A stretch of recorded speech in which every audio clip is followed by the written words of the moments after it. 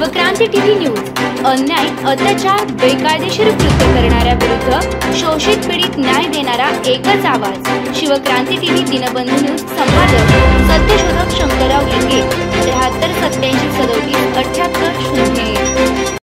वैदिक धर्माचा ब्राह्मण हिंदू धर्माचा पुरोहित कसा? मुसलमान जोडप्याचं लग्न ख्रिस्ती पादरी लावू शकतो का? शीख धर्मियांचा पुरोहित मुसलमान काजी असू शकतो काय? मग हिंदू धर्मात पुरोहित वैदिक धर्मांचा ब्राह्मण कसा?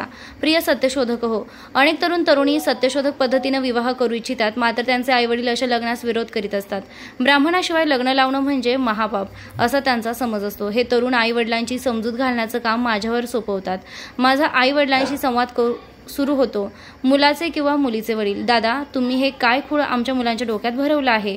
मी: कसले खूळ काका? वडील: ते म्हणतात लग्नात ब्राह्मण नको, बिगर ब्राह्मणांचं लग्न लावलं तर ते अशुभ ठरेल, भविष्यात संकट येतील। मी: मुसलमान, शीख, ख्रिश्चन यांची लग्ने ब्राह्मण लावित नाहीत, मग ते काय नरकात जातात का?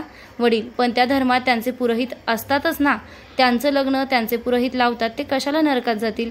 मी: काका, हे तुम्ही अगदी बरोबर सांगितलं। प्रत्येक धर्माचे आपापले पुरोहित आहेत व आपल्याला आपापल्या धर्माच्या पुरोहितांकडून विधी करून घेतले पाहिजेत। हे ऐकल्यावर काका खुश होतात। मी त्यांचीच बाजू उचलून धरतो आहे असा त्यांचा समज होतो।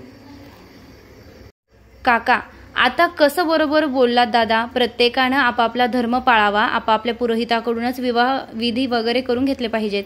मग मी हळूच गुगली टाकतो। मी म्हणालो, काका, आपला धर्म कोणता? वडील म्हणाले, आपला धर्म हिंदू आहे। मग मी म्हणालो, मग आपली लग्ने कोण लावतो? वडील म्हणाले, हे काय विचारणं झालं दादा, ब्राह्मण आपली लग्ने लावतो। मी म्हणालो, परंतु काका, ब्राह्मण हा हिंदू नाही, तो तर स्वतःला वैदिक धर्मी मानतो, मग तो हिंदू कसा? माझ्या या प्रश्नावर काका चांगलेच गोंधळतात। त्यांच्या गोंधळाचा फायदा उठवीत मी दुसरा सर्जिकल स्ट्राईक लगेच करतो। मी म्हणालो, काका, ब्राह्मण हे हिंदू नाहीत आणि मूळ भारताचे नाहीत, ते परकीय देशातून आक्रमक म्हणून या देशात घुसलेत व त्यांनी आपल्या बळीराजासारख्या असंख्य राज्यांचा खून करून आपला देश बळकविलाय। वडील म्हणाले, काय सांगता दादा, तुम्ही तर माझ्या डोक्याचा भुगा करायचं ठरविला आहे काय? मी म्हणालो, काका, मला एक सांगा, सप्तशृंगी माता, एकवीरा माता या आमच्या हिंदूंच्या कुलमाता आहेत, त्यांचे पुजारी कोण आहेत? वडील म्हणाले, गुरव आहेत, ब्राह्मण नाहीत। या त्यांच्या उत्तरातून मी हेरले की काका आता माझ्या सर्जिकल स्ट्राईकमधून सावरत आहेत। मग मी एकानंतर एक मारा सुरू केला। माझे प्रश्न: ब्राह्मण जाणव म्हणून गळ्यात दोरा घालतात, आपण हिंदू कमरेला दोरा बांधतो असे का? ब्राह्मण आपल्या मुलामुलींची लग्ने जुळविताना बापाचे गोत्र विचारतात, आपण हिंदू मामाचं कुळ विचारतो। मामाचं कुळ म्हणजे आईचं माहेरकडचं कुळ होय। आपल्या हिंदू धर्मात एकाच कुळात लग्न लावली जात नाहीत, कारण एकाच कुळातील मुलं मुली एकमेकांचे भाऊ बहीण असतात, भाऊ बहिणींचे लग्न लावणं पाप असतं। मात्र ब्राह्मणात एकाच कुळात लग्न लावली जाऊ शकतात, भाऊ बहिणींचे लग्न लावण्याला ते पाप समजत। आपल्या हिंदू धर्मात दसरा दिवाळीला इडापिडा टळो, बळीचं राज्य हो असं म्हणून बहीण भावाला ओवाळते, परंतु ब्राह्मणांच्या वैदिक पंथात प्रत्येक वर्षी दसरा दिवाळीला कणकेचा बळीराजा बनवून त्याला आपट्याच्या काडीनं भोसकून ठार मारले जाते।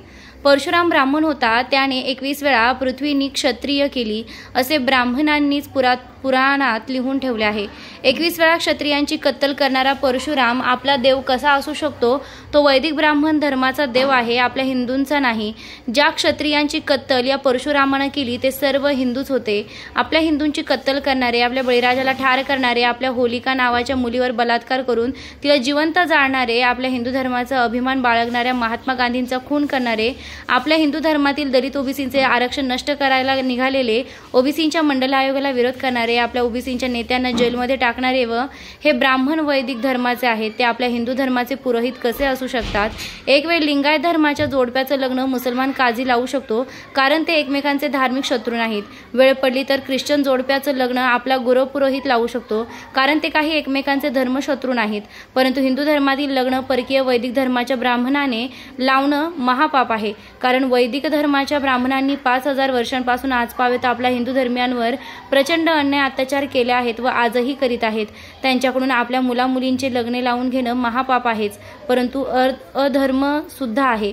अनेक वर्षांपासून आपण हे अधर्मी कृत्य करीत आहोत, म्हणून आपली अधोगती होत आहे।